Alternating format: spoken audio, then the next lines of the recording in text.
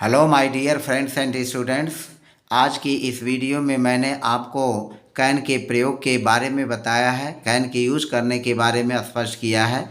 जैसा कि आप जानते हैं कि कैन का हिंदी मीनिंग जो होता है वह होता है सकना। कैन का मीनिंग होता है सकना, और सकना इन रूपों में प्रयुक्त होता है। जैसे कैन का यूज हम पावर के रूप में कर सकते हैं, पावर का मतलब शक्ति या सामर्थ्य के रूप में करते हैं, या एबिलिटी जहाँ योग्यता होती है तो योग्यता के रूप में भी हम जो है कैन का यूज़ करते हैं। तो इन दो विशेष प्रकार के अर्थों में कैन का प्रयोग होता है। अब जैसा कि पहला एग्जाम्पल है वह दौड़ सकता है, तो यहाँ दौड़ सकता है यानी उसमें इतनी क्षमता है, इतनी पावर है, इतनी ताकत है कि वह दौड़ सकता है। तो इसका हो जाएगा ही कैन रन। तो जैसा कि आप देख रहे हैं क्या है, ही जो है सब्जेक्ट है, ही जो है क्या है सब्जेक्ट है, और प्लस मॉडल वर्ब कैन का यूज हो जाएगा, और प्लस यहाँ वर्ब की फर्स्ट फॉर्म हो जाएगी तो ही कैन रन। तो इस तरह से इसका स्ट्रक्चर होगा सब्जेक्ट प्लस कैन और प्लस V1, यानी हम शॉर्टकट में सब्जेक्ट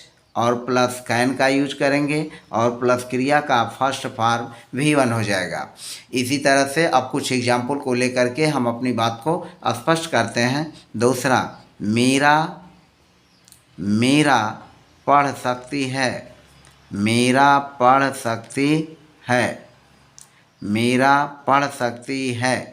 तो अब हम इसको अब यहाँ पर देखें, यह एबिलिटी की बात हो रही है, क्योंकि मेरा में इतनी योग्यता है कि वह पढ़ सकती है। तो हम लिखेंगे मेरा मेरा कैन रीड, मेरा कैन रीड, मेरा पढ़ सकती है, यानी मेरा में योग्यता है। हम इस वाक्य को इस तरह से भी लिख सकते हैं, मेरा मेरा इज एबल, मेरा इज एबल टू रीड, मेरा इज एबल टू रीड। तो कैन की जगह हम इज एबल टू का प्रयोग कर सकते हैं कि मेरा पढ़ सकती है। लेकिन यहाँ ध्यान में रखिएगा कि ही मेरा कैन रीड और मेरा इज एबल टू रीड, इन दोनों वाक्यों के भाव में थोड़ा सा अंतर है। यानी यहाँ एबिलिटी है, जो कैन का यूज करेंगे तो एबिलिटी बताएगा कि मेरा पढ़ सकती है, यानी जो चीज़ उसे दिया गया है वह बड़ी आसानी से पढ़ सकती है। और मेरा इज एबल टू रीड जब हम लिखेंगे कि मेरा पढ़ सकती है, तो इसका मतलब हुआ कि मेरा तो पढ़ सकती है लेकिन थोड़ा उसको पढ़ने में कठिनाई भी हो सकती है, यानी कार्य कुछ कठिनाई के साथ होगा। इसमें कार्य कुछ कठिनाई के साथ होगा, यहाँ कार्य जो होगा वह कठिनाई के साथ होगा, कठिनाई के साथ पढ़ सकती है, पढ़ सकती है लेकिन कठिनाई होगी, कठिनाई के साथ पढ़ सकती है। और इसमें बिना कठिनाई के पढ़ सकती है, इसमें कोई कठिनाई नहीं है। यही इन दोनों के भावों में अंतर है, बिना कठिनाई के। यानी मेरा कैन रीड तो मेरा पढ़ सकती है बिना कठिनाई के, और कठिनाई के साथ जब पढ़ सकती है तो मेरा इज एबल टू रीड हो जाएगा। अब तीसरा वाक्य लें। तीसरा वाक्य, तुम संदूक उठा सकते हो, तुम संदूक उठा सकते हो, तुम संदूक उठा सकते हो। तो हम इसको बोलेंगे you can lift, you can lift the box, you can lift the box. तुम संदूक उठा सकते हो, you can lift the box. चौथा, वह तेज चल सकता है, वह तेज चल सकता है। हम इसको लिखेंगे ही कैन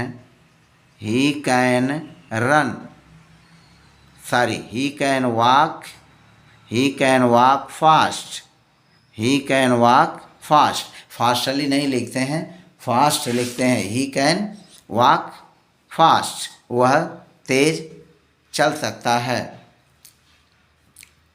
फिर पांचवा वाक्य है, मेरा भाई अंग्रेजी सीख सकता है, मेरा भाई अंग्रेजी सीख सकता है। तो इसको हम क्या लिखेंगे, माई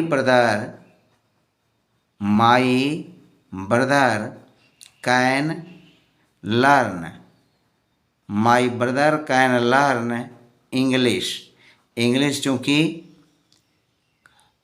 भाषा का नाम है तो इसके पहले हम द का प्रयोग नहीं करेंगे। My brother can learn English, my brother can learn English, मेरा भाई अंग्रेजी सीख सकता है। फिर है वह भोजन बना सकती है, वह भोजन बना सकती है, यानी उसमें इतनी क्षमता है, गुण है कि वह भोजन बना सकती है। तो इसको लिखेंगे she can cook, she can cook food, she can cook food, वह भोजन बना सकती है। शी कैन कुक फूड, वह भोजन बना सकती है। अब आगे चलें। गूंगे बोल नहीं सकते, 7वां वाक्य है गूंगे बोल नहीं सकते, गूंगे बोल नहीं सकते, गूंगे बोल नहीं सकते। तो गूंगे बोल नहीं सकते तो हम क्या लिखेंगे? गूंगे बोल नहीं सकते तो the dumb can not speak, गूंगे के लिए लिखेंगे द डम कैन नॉट, यानी can't, the dumb can't speak, गूंगे बोल नहीं सकते, गूंगे बोल नहीं सकते, the dumb can can't speak, गूंगे बोल नहीं सकते। फिर हमारा अगला है 8वां वाक्य है अंधे देख नहीं सकते, अंधे देख नहीं सकते, अंधे देख नहीं सकते। तो अंधे देख नहीं सकते तो हम इसकी इंग्लिश बना लेंगे द ब्लाइंड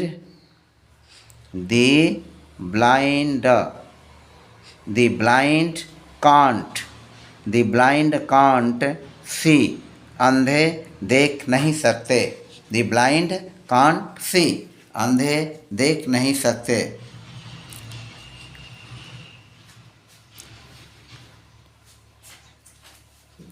अंधे देख नहीं सकते। नेक्स्ट सेंटेंस, वह कलम से लिख सकती है, वह कलम से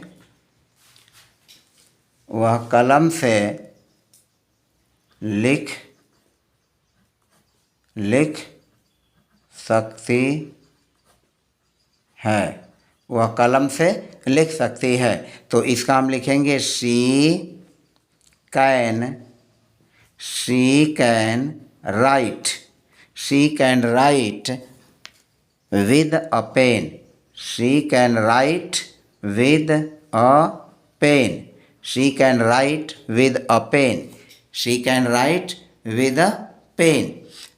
इसको हम इसको ऐसे भी लिख सकते हैं she is able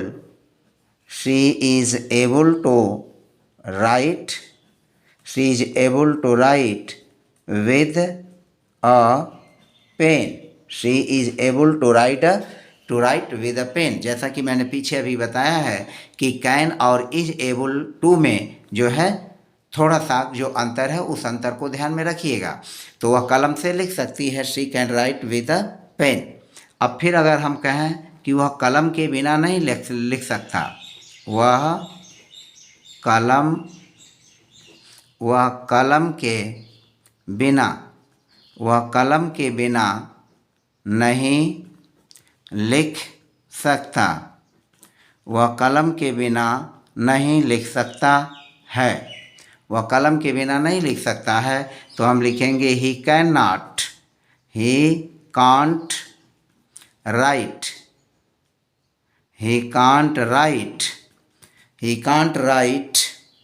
without a pen, he can't write without a pen, वह कलम के बिना नहीं लिख सकता है, he can't write without a pen.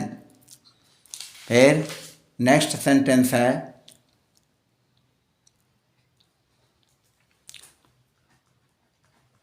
मैं तुम्हें पढ़ा सकता हूँ। मैं तुम्हें पढ़ा सकता हूँ। तो इसको क्या बनाएंगे? यह सब्जेक्ट आई और सकता हूँ दूसरे नंबर पर और ये पहले नंबर पर। तो आई कैन मीन्स सकना, आई कैन, और फिर पढ़ाना यह तीसरे नंबर पर होगा, आई कैन टीच, और फिर चौथे नंबर पर यू हो जाएगा, आई कैन टीच यू, मैं तुम्हें पढ़ा सकता हूँ। आई कैन टीच यू, मैं तुम्हें पढ़ा सकता हूँ। अब मान लीजिए हमें बोलना है मैं तुम्हें अंग्रेजी पढ़ा सकता हूँ। मैं तुम्हें अंग्रेजी पढ़ा सकता हूँ। I can teach you. तब हम बोलेंगे I can teach, I can teach you, I can teach you English, I can teach you English, I can teach you English, I can teach you English, मैं तुम्हें अंग्रेजी पढ़ा सकता हूँ। यानी मेरे में इतनी क्षमता है, इतनी पावर है, योग्यता है कि मैं तुम्हें अंग्रेजी पढ़ा सकता हूँ। 12वां वाक्य है वे हाथों से कार्य कर सकते हैं। वे हाथों से कार्य कर सकते हैं। वह हाथों से कार्य कर सकते हैं। तो इसकी इंग्लिश होगी they can do the work, they can do the work with hands, they can do the work with hands, they can do the work with hand. तो इस तरह से आपने आज की इस वीडियो में कैन के यूज को सीखा। तो फिलहाल आज की वीडियो में बस इतना ही। शेष अगले वीडियो में पुनः मॉडल्स के यूज के बारे में हम स्पष्ट करेंगे। तब तक के लिए धन्यवाद। यदि आप चैनल पर नए हैं तो चैनल को लाइक, सब्सक्राइब और प्रेस बेल आइकन करना न भूलें। कमेंट अवश्य करें। धन्यवाद।